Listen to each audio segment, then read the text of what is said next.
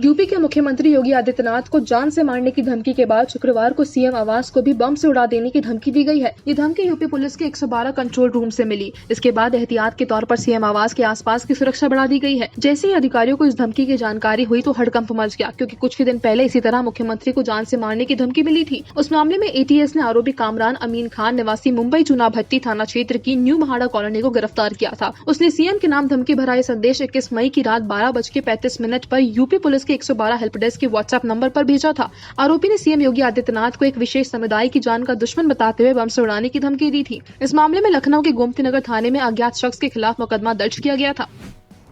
नक्शा विवाद के बाद अब भारतीयों पर गोलाबारी से नेपाल के साथ तनाव बढ़ गया है। बिहार की सीतामढ़ी सीमा पर नेपाल की आर्म्ड पुलिस फोर्स की गोलाबारी में एक भारतीय की मौत हो गई तो कुछ अन्य लोग घायल हो गए। एक व्यक्ति को नेपाल एपीएफ ने हिरासत में ले लिया है। सशस्त्र सीमा बल मामले की जांच में जुटी है। इस घटना में विकेश यादव की पेट में गोली लगने से मौत हो गई, जबकि उदय ठाकुर और उमेश राम का अस्पताल में इलाज चल रहा है। 45 वर्षीय लागन यादव को एपीएफ ने हिरासत में ले लिया है।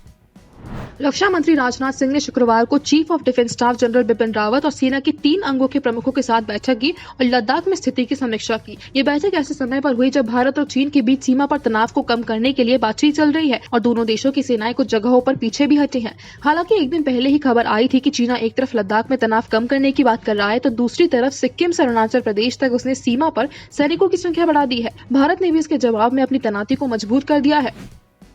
आखिरकार यूपी के बहुचर्चित शिक्षिका अनामिका शुक्ला की फर्जी नियुक्ति केस मामले में पहली कार्रवाई हो गई। प्रारंभिक जांच के बाद सहारनपुर जिले में कस्तूरबा गांधी आवासीय बालिका विद्यालय की वार्डन को बर्खास्त कर दिया गया है। राजकीय कार्यों में लापरवाही, उच्च अधिकारियों को बिना बताए मानदेय जारी करने पर गाज गिरी है। वहीं बालिका शिक्षा के जिला समन्वयक के खिलाफ कार्रवाई के लिए शासन को लिखा जाएगा। इसके अलावा अभी और भी कई लोग कार्रवाई की जद में आ सकते हैं।